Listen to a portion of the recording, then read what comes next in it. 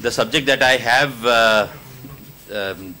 for discussion here today is a very interesting and very important one. It essentially deals with a very important subject that has been discussed in every session today, and it will probably be discussed in the next one also, which is training, which is quality, but everything linked to just one factor, whether the security guard is unskilled, semi-skilled, skilled, highly skilled, what exactly is he? We heard some wonderful talk by some very senior people yesterday who pointed out that the guard outside is not good, he's underpaid, the security agencies are making money, etc., etc., etc. Unfortunately, nobody's really pointed out to the fact that it's not the security agency alone which can be party to this tri-party agreement between a security guard, a security agency and a client. There is a aspect which has been missed all morning, which is the client. And I think that is one thing which we need to address. I'm going to briefly introduce you to the subject before I get in my very eminent panelists here to speak to you.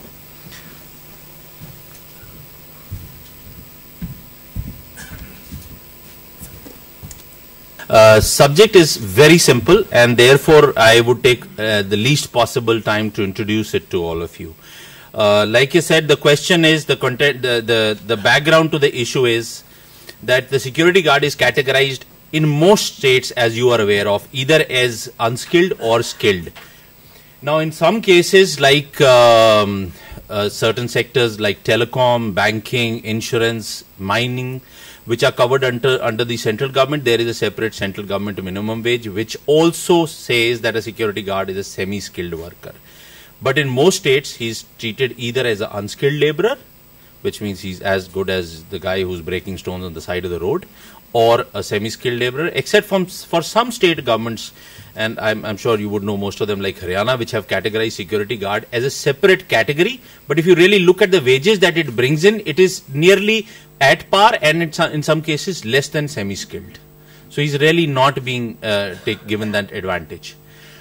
The other problem is the disparity in the minimum wages that exists, whether it's between the central minimum wage or the state minimum wage, or it may be in adjacent states. You have a state of Punjab, Haryana, Himachal and Chandigarh, all four states converging at Chandigarh, and this guard who has the capability from Chandigarh to go and work in Chandigarh or in Punjab or Haryana or Himachal, the disparity in the minimum wages is huge. Therefore, it creates a very peculiar situation where guards want to go and work in a certain area, and they don't want to go and work in another area. Obviously, as you would all appreciate, what really drives the man to work is the money. That's why all of us are doing what we are doing. Also, like there is a very, in some states, there is a large different categories only in guards also by itself. In certain states, you will find that a guard by itself is categorized in 3 or 4 levels.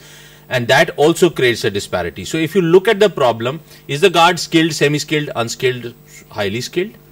Should the states have one kind of a measurement by which you employ guards, either by the cities, so tier 1 cities, tier 2 cities, tier 3 cities?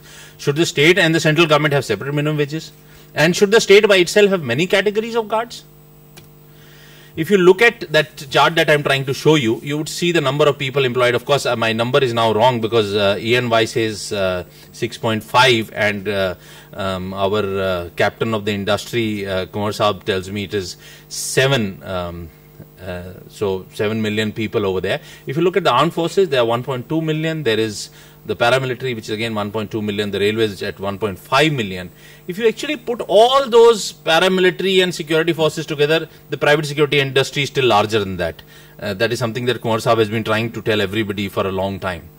Now, with that kind of employment, that kind of a number, do you feel or do you not feel it is incumbent upon the government to ensure that at least there is some level playing field for the guards? Should they be paid for what they are doing really, or should we continue to do what we are doing today? The other very interesting part is the army or the military comes under the defense ministry, paramilitary under the home ministry. But we have this very unique service which provides safety and security, which is actually responsible probably for much more property and assets under guarding than all the paramilitary forces probably put together, not counting the sensitive installations. And yet they come under the labor ministry. are they truly just to be treated as labor, or are going to be treated as something better than that or different from that? And essentially, as you are all aware, all the industries are essentially aligned to their own industry.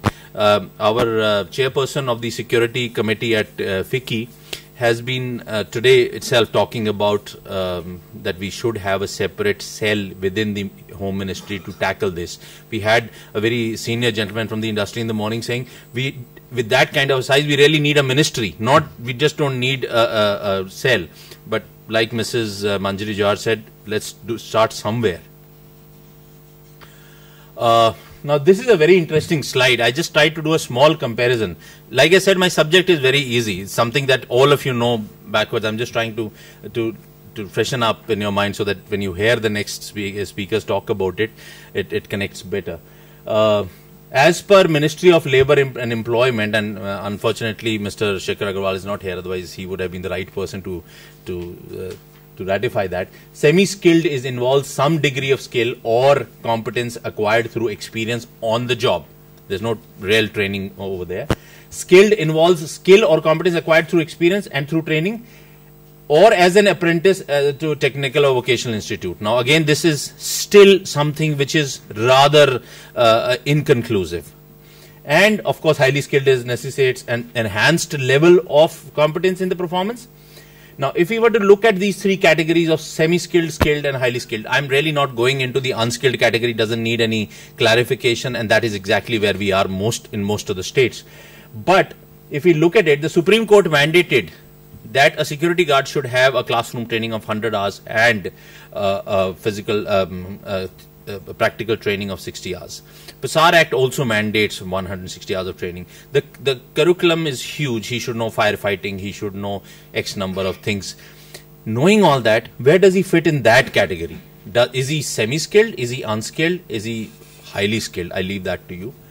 So basically, my personal belief, a security guard should be minimum a skilled worker, if not highly skilled.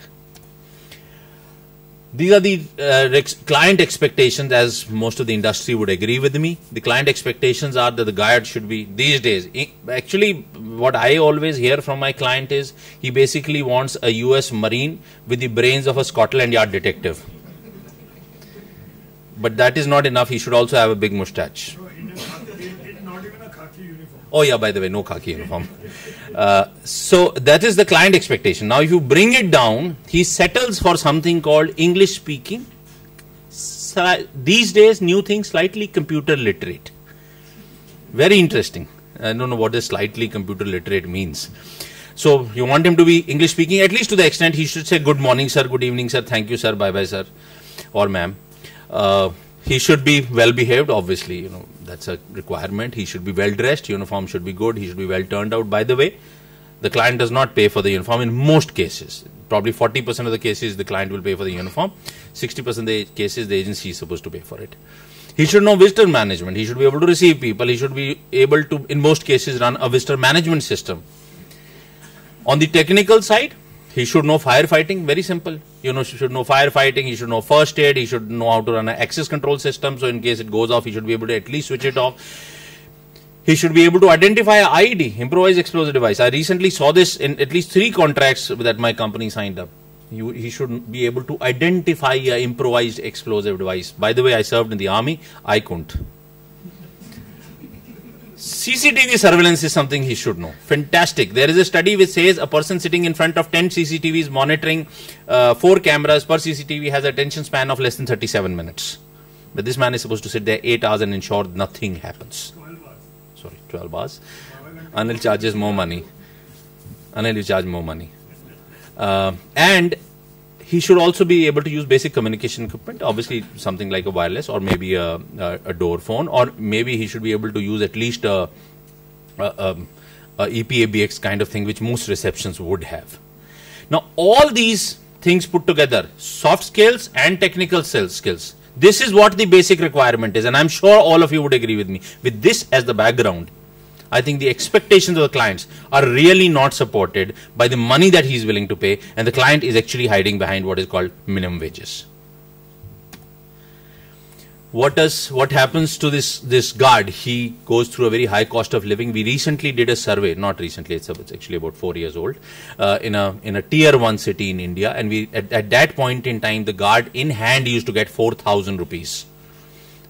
That is after he paid off his share of PF and ESI. Of course, it was a little up below or above, but for the sake of ease of calculation, this man was getting 4,000 rupees in hand. We did a research and we did a survey and said, how does he spend his 4,000 rupees?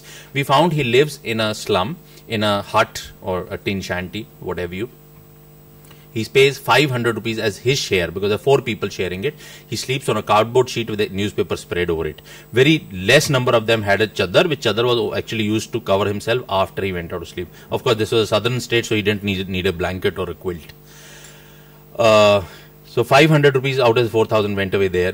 1,500 rupees per month was his cost of food, and he was eating 2 times a day. In some cases, he was not even really eating a decent meal.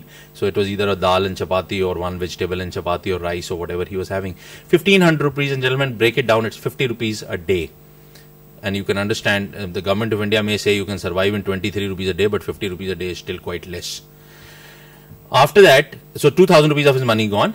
It costed him 600 rupees to travel from his place of work to his place of living and back, 20 rupees a day. And he was working, by the way, 30 days a month. If he was not working with me, he probably found job somewhere else. 300 to 400 rupees he spent on those odd cups of tea, a small plastic cup which brings for 5 rupees he buys, which is probably 4 sips worth of tea, and his odd smokes if he was a smoker. He's left with 1,000 rupees out of his grand total of 4,000, out of which you decide there is a certain part which he would need to spend and forego when he went for his 20 days leave home. That time he's not getting his salary. He'll have to buy his ticket. By the way, all this cost has not yet covered a medical emergency for which ESI will never support him, an odd t-shirt or maybe a movie. And this 600, 800, 900 rupees, whatever he saved, he sent home. And my client says, you have too much of attrition. Somebody pays him 200 rupees extra, he goes. The client does not realize that 200 rupees extra is 20% extra on his savings.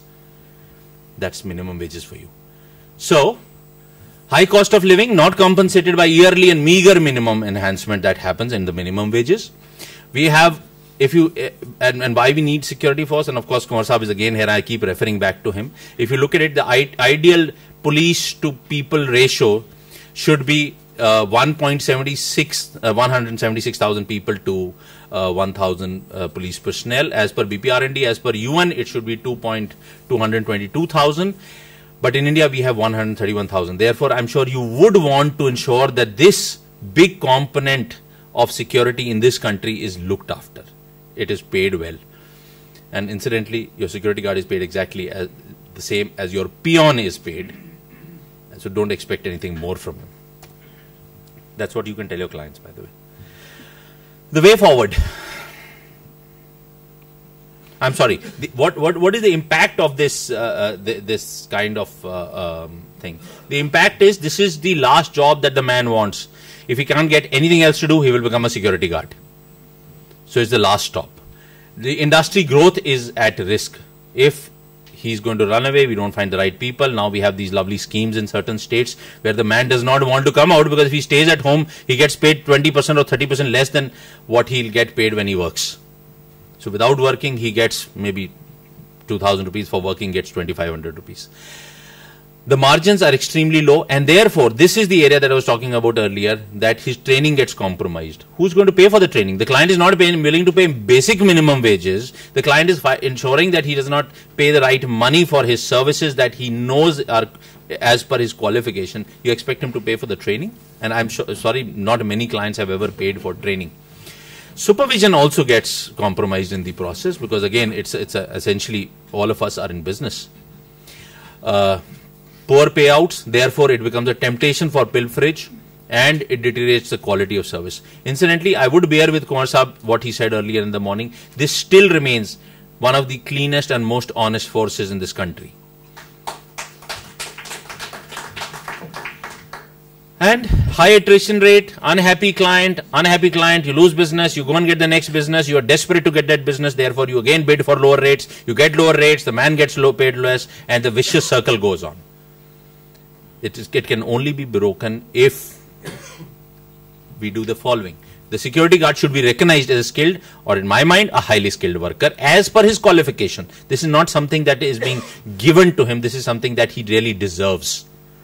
Standardize the categories across the states. Don't have 6 categories across the state. Make it by cities.